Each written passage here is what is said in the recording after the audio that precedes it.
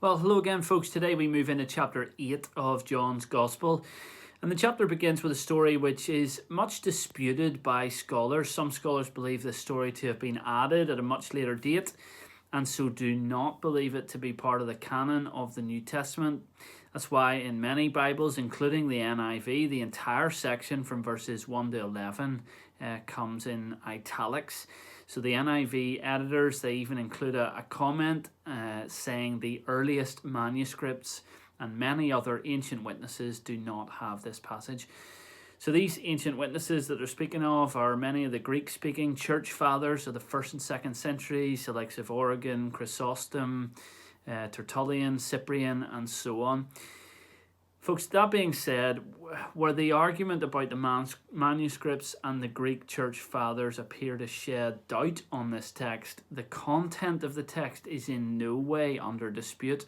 There is nothing misleading or false about the story in and of itself, and so it is certainly worth kind of being commented upon.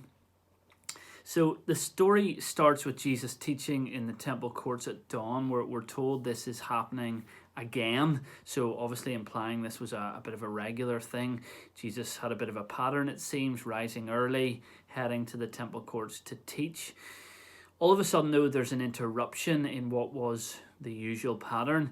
Pharisees, teachers of the law, they burst onto the scene, and we actually learn in verse 6 that they've come to set a trap. They have a sinister reason for being there. And it seems they've brought someone along with them. It's a woman, and we're told that she has been caught in the act of adultery.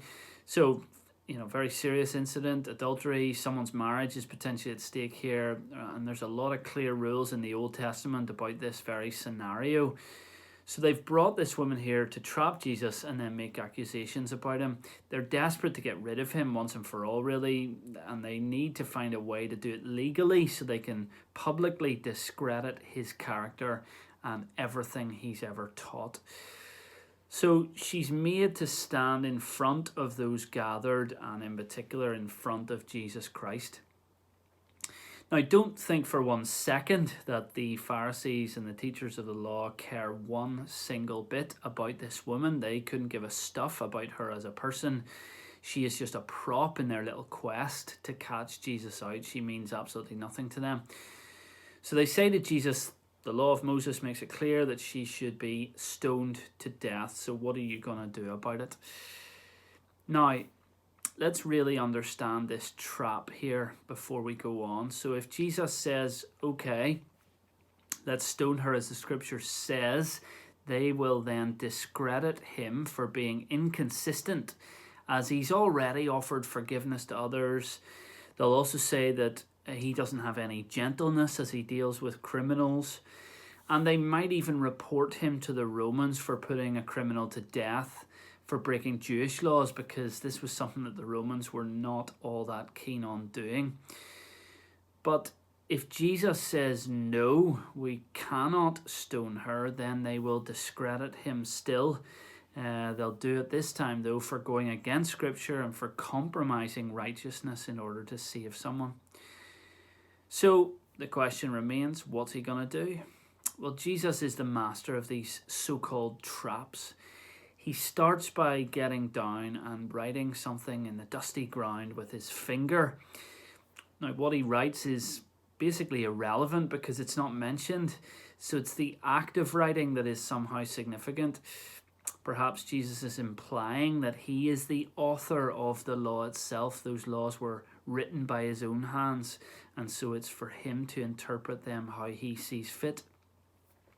Alas, this is mere speculation, but what we can say is Jesus has got all eyes on him. The crowd are no longer looking at this woman with judgmental eyes. They're focused on Jesus, waiting to see him do something, waiting to see if he's going to respond. And then he drops the bombshell upon them. He kind of comes back up from the ground. He says, those of you who are without sin, you can throw the first stone. His point here being, we're all sinners. We've all broken one law or another at some point in our lives, because none of us are perfect. And if we were perfect, then we should be in the position of judge. But since they weren't, Then one by one they drop their stones and they go on their way. Jesus completely disarms them. They thought they had trapped him, but he leaves them empty-handed and embarrassed, having just publicly admitted their imperfection as a result of their inaction.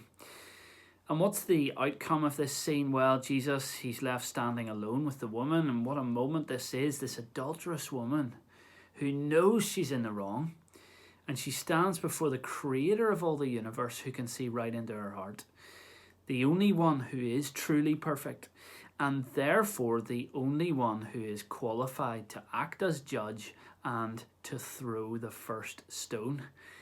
So what's he going to do? Is he going to pick up a stone and throw? Well, remarkably, he asks her a question, graciously encouraging her to speak. Who has condemned you? He asks. No one, she replies.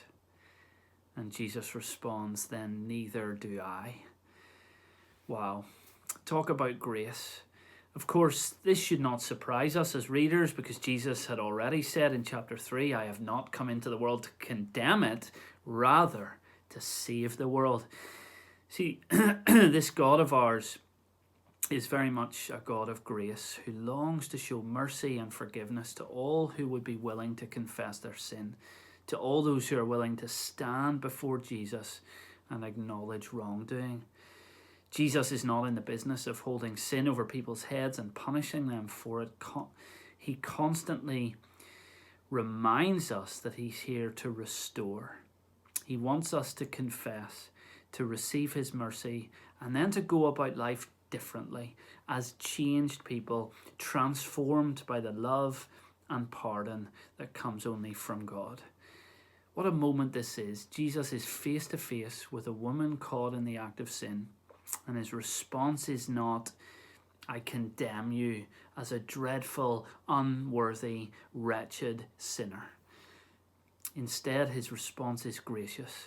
He says, go now and leave your life of sin. Clearly, he believes that after encountering him, the sinner is able to become a saint. Only by the grace of God can that be true. Unfortunately, we don't have time to go into detail about the rest of this lengthy chapter, but essentially, this chapter continues to be centering around the question, who is Jesus? Here, the Pharisees and other Jews are wrestling with this question over and over again. They want testimony about him, and Jesus himself testifies, saying things like, I am the light of the world. And all of this kind of language and imagery and the phrases that are used here points us back to John chapter 1, when all of that stuff was first mentioned. These themes were brought in about light and dark, and about testimony and truth and so on. Here, they discredit his self-testimony, and he then spends time explaining that the most important witness of all is God himself. And remarkably, he tells them that God is his witness because the Father has actually sent him into the world. He has come from the Father. And he makes further claims about he and the Father being one, being united, to the point where when one is glorified, the other is glorified. And again, he reiterates points he's earlier made, that he only says and does whatever the Father wants. Now, throughout this entire encounter, Jesus is basically enraging the Pharisees in particular, and on a couple of occasions then their anger burns so brightly towards him that they intend to kill him there and then. Towards the end of the chapter, we see that they're literally picking up stones ready to get him. But he avoids their attack because, as we're reminded by the writer, his time has still not yet come. So on that note, we say goodbye to chapter 8, but join us tomorrow as we have more of a look then into chapter 9. Until then, as ever, God bless.